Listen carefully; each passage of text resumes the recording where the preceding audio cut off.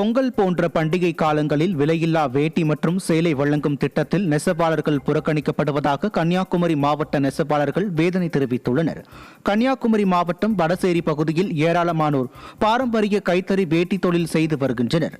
இந்நிலையில் பொங்கல் பண்டிகை காலத்தில் விலையில்லா வேட்டி சேலை வழங்கும் திட்டத்தில் திமுக அரசு கைத்தறி நெசவாளர்களை புறக்கணிப்பதாக நெசவாளர்கள் குற்றம் சாட்டியுள்ளனர்.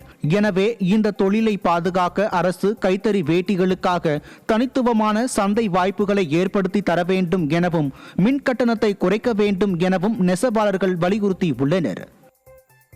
நெசவாளர்களுக்கு நல்ல வாழ்வு தன்மை கிடைக்கும். 100 விலை பாவலை கிடைக்கும். அதேமாதிரி கரண்ட் சார்ஜுகள் 3 ட்ரிப்பு 4 ட்ரிப்பு கூட்டி ஏழைகள் ரொம்ப கஷ்டப்படுறாங்க. அம்மா ஆட்சி காலத்தில் யூனிட்டுக்கு 100 யூனிட் இலவசமாக கொடுத்தாங்க. அது மக்கள் நிறைய பேர் பயன்படுத்திட்டு இருக்காங்க. இப்போ கரண்ட்டுக்கு 3 ட்ரிப்பு 4 ட்ரிப்பு கூட்டி ஏழைகள் ரொம்ப கஷ்டப்படுறாங்க. தொழில் வளர்ச்சிகள் ரொம்ப குறைவாக இருக்குது. திருவள்ளூர் மாவட்டம் மஞ்சாக்குப்பம் கிராமத்தில் குடிநீர் இன்றியும் கழிவறைகள் அடைப்பட்டும் அங்கன்வாடி மையம் இயங்குவது பலரை அதிர்ச்சியடைய வைத்துள்ளது.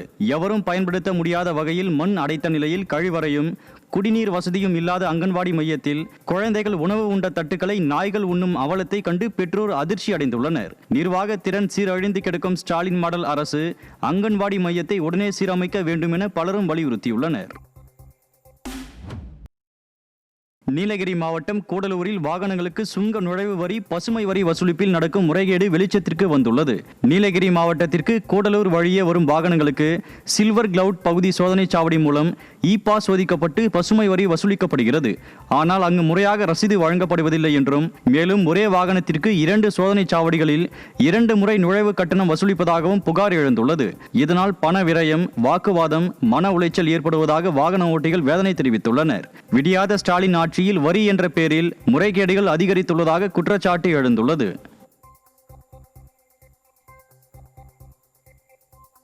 அமைச்சர் மூர்த்தியின் மதுரை கிழக்கு சட்டமன்ற தொகுதிக்குட்பட்ட 4வது வார்டு பகுதியில் உள்ள சாலையிலேயே குப்பைகள் கொட்டப்பட்டு துர்நாற்றம் வீசும் நிலை உள்ளது.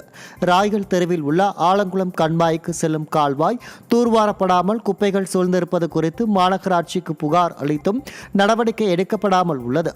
இந்த நிலையில் விடியாத ஸ்டாலின் மாடல் அரசின் மாநகராட்சியின் மெத்தனத்தால் சாலை ஓரத்திலேயே குப்பைகள் கொட்டப்பட்டு துர்நாற்றம் வீசி வருவதால் பொதுமக்கள் கடும் அவதியடைந்து வருகின்றனர்.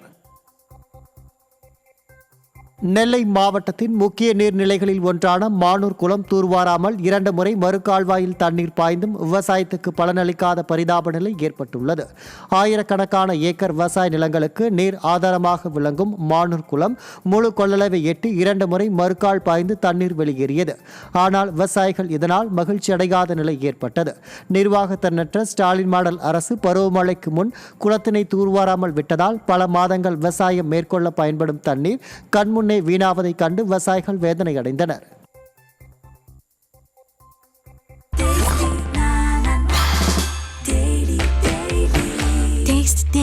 Taste the Daily.